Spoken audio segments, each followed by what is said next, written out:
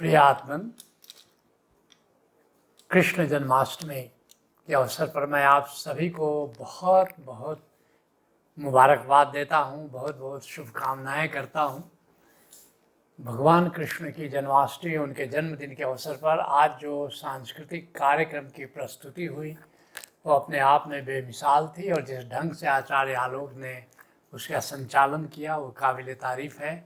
मैं उनको और उनकी पूरी टीम को और जितने भी कलाकारों ने इसमें भाग लिया उन सबको हृदय से बहुत बहुत बधाई देता हूँ कि इतना सुंदर कार्यक्रम उन्होंने प्रस्तुत किया।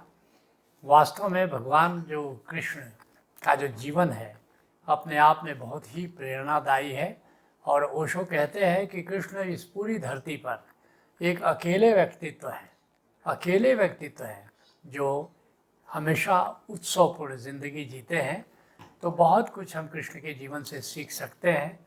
और सच कहो तो जिस मनुष्य की कल्पना ओशो ने की, जिसको वे जोरबा द बुद्धा अपने शब्दों में कहते हैं, वास्तव में उसके आदर्श पुरुष का अगर नाम लेना हो तो हम कहेंगे भगवान कृष्ण।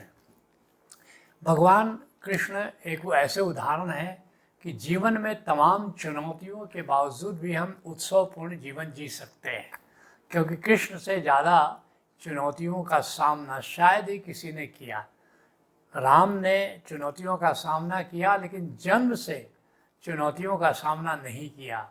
एक प्रौढ़ावस्था को जब वो प्राप्त हुए उसके बाद चुनौतियाँ उनके जीवन में शुरू होती हैं, और कृष्ण की चुनौतियाँ उनके जन्म के पहले से शुरू हो जाती हैं।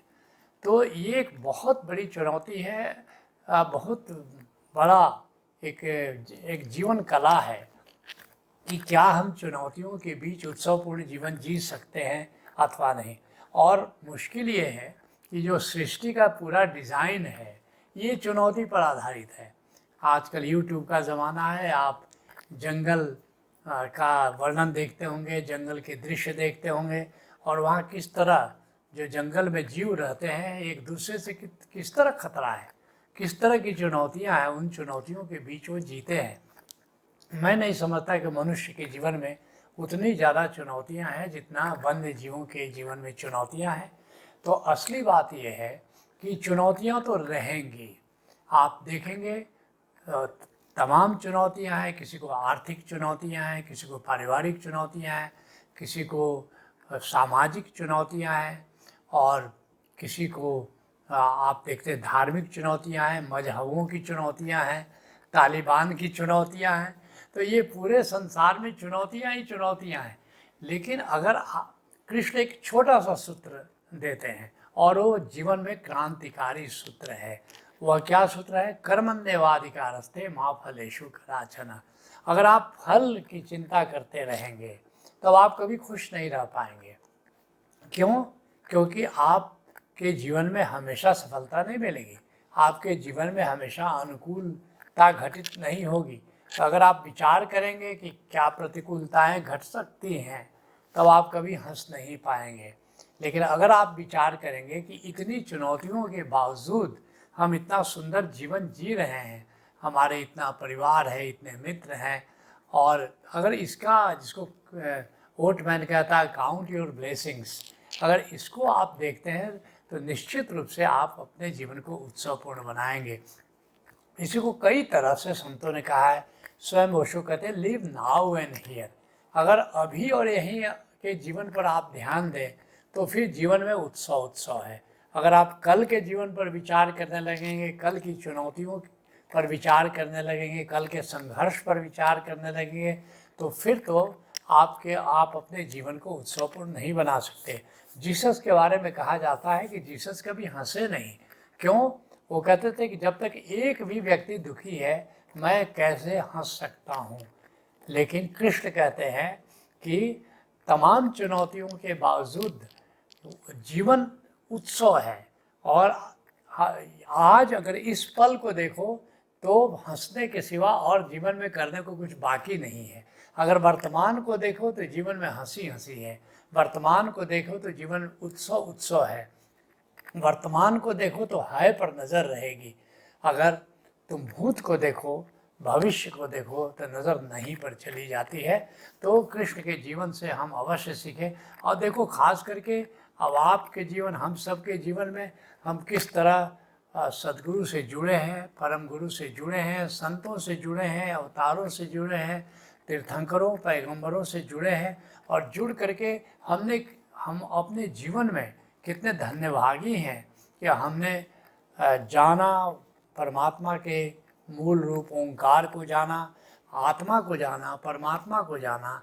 आज इतनी धन्यता, अगर अतीत के इतिहास पर नज़र डालो तो इतनी धन्यता कितने लोगों के जीवन में उतरी। और हमने भारतवर्ष में जन्म लिया। सबसे बड़ी बात, हमने अफ़गानिस्तान में जन्म नहीं लिया, हमने मिडिल ईस्ट में जन्म नहीं लिया। क्या ये कम बड़ी धन्यता है कि हम भारतवासी हैं, जहाँ एक डेमोक्रेसी है। हम भारतवासी हैं जहाँ अतीत में ये जो संतों की भूमि है, अवतारों की भूमि है, सदगुरुओं की भूमि है। ये कितनी धन्यता की बात है। और ये धन्यता की बात नहीं है कि हम स्वतंत्र हैं, कि हम आध्यात्मिक जीवन जी सकें, अपने जीवन को चुनाव कर सकते हैं। और तमाम देशों को आप देखिए कि जहाँ पर कि ये स्वतंत्रता आज नहीं है। तो इतनी धन्यताएं हैं। तो आज के जीवन को अगर हम देखते हैं तो जीवन में उत्सवपूर्ण होने के अनेक अवसर हम खोज सकते हैं। तो कृष्ण से हम ये बात ज़रूर सीखें कि जीवन में चुनौतियाँ हमेशा रही हैं, जीवन में चुनौतियाँ आज भी हैं और जीवन में चुनौतियाँ आगे भी रहेंगी। मैं आपको ये बताना चाहूँगा कि इसी जन्म में नहीं, अगले जन्म में जब आओगे, डिसाइड करोगे कि आना है, तो निश्चित रूप से चुनौतियाँ तब भी रहेंगी। अभी से अगर ये सीख जाओ तो ये तुम्हारी जीवन कला, ये तुम्हारी पूंजी अगले जीवन में भी काम आएगी कि हम अब चुनौतियों के बीच में कैसे खुश रहें। क्योंकि देखो ये जो दुनिया चल रही है ये एक लीला है। ये दुनिया जो चल रही है एक नाटक की तरह है। तो नाटक में ऑलरेडी जो लेखक ने, जो नाटककार ने नाटक लिख दिया है, जो डायरेक्टर ने नाटक को चलाने की ठान रखी है, तो नाटक वैसे ही चलेगा। नाटक के बीच में तुम चाहो कि हम नाटक के दिशा को बदल दें तो तुम अभिनेता हो, तुम बस पात्र हो, तुम नाटक की दिशा को नहीं बदल सकते।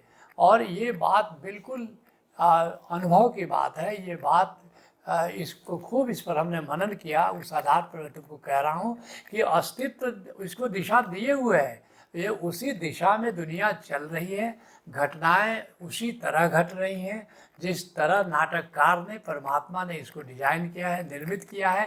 तो उसके अंजाम से चिंता, अंजाम के प्रति मत चिंता करो कि इसका अंजाम क्या होगा, कि अंजाम तो वही होगा जो डिजाइनर ने तय किया है, जो नाटककार ने तय किया है। तो और नाटककार कोई मामूली नहीं है, स्वयं परमात्मा इसका नाटककार है। स्वयं परमात्मा इस लेख को उसने लिखा है, स्वयं परमात्मा ने इस नाटक की रचना की है। तो हम तो उस नाटक को खेल रहे हैं। तो ये बात अगर हमारे खूब समझ में बात को आ जाए कि एक लीला चल रही है, बस अपने कर्म को हम ठीक से करें, कुशलता के साथ करें, तो देखोगे कि जीवन एक उत्सव बन जाता है। कुल मिलाकर के हम जो है, जो हमें प्राप्त है, जो हम कर रहे हैं, उसका भरपूर आनंद लेना है। और खूब सुंदर ढंग से इस बात को आलोक ने बीच बीच में कृष्ण का जो दर्शन है अपने शब्दों में समझाया है। मैं अपनी ओर से आप सबको कहूँगा कि अभी मुरथल, जैसा आलोक ने कहा, बहुत ही सुंदर सजाया गया है। और कोरोना काल में इस दृष्टि से इसका श्रृंगार किया गया है कि उत्सव मनाने सब लोग आएंगे। और विशेषकर अजपा शिविर के माध्यम से एक ऐसी रचना की गई है कि प्रतिदिन सत्संग में, मैं अजपा शिविर के सभी जो सहभागी हैं उनसे प्रतिदिन सत्संग करता हूं।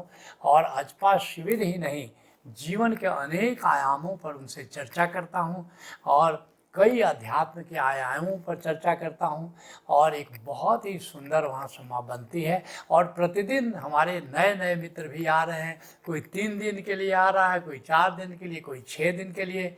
और प्रतिदिन नए नए मित्र आते हैं, कुछ पुराने मित्र जाते हैं। और जाते समय बड़ा रुआंसा होकर के जाते हैं कि काश हम कुछ दिन और रहते। और ये सब इसलिए कि पुराने संतों का एक तरीका था कि रूबरू सीना ब सीना कुछ शेयरिंग करते थे।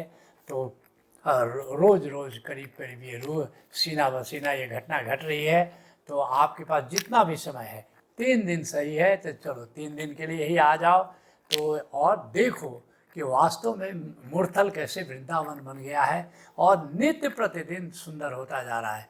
आज देखो मूर्थल को और फिर कल देखो, तुम 3 दिन में अनुभव कर पाओगे कि ये 3 दिन में कितना बदल गया।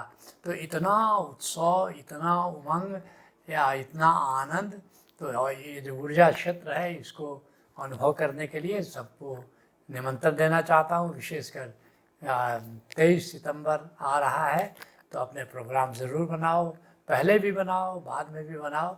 कुल मिलाकर के जीवन को धन्य करने के लिए, जीवन को उत्सवपूर्ण बनाने के लिए, जीवन को नई ऊंचाइयों पर ले जाने के लिए, जीवन को एक आध्यात्मिक दिशा देने के लिए और कृष्ण का जीवन जीने के लिए सबको मैं फिर आमंत्रित करता हूं। और आज के अवसर पर जो ये कार्यक्रम की प्रस्तुति हुई, आप सब उसके हिस्सेदार रहे। ऐसा नहीं कि हिस्सेदार केवल कलाकार ही थे, बल्कि आप सबकी मौजूदगी भी आपकी भागीदारी को निर्धारित करती है।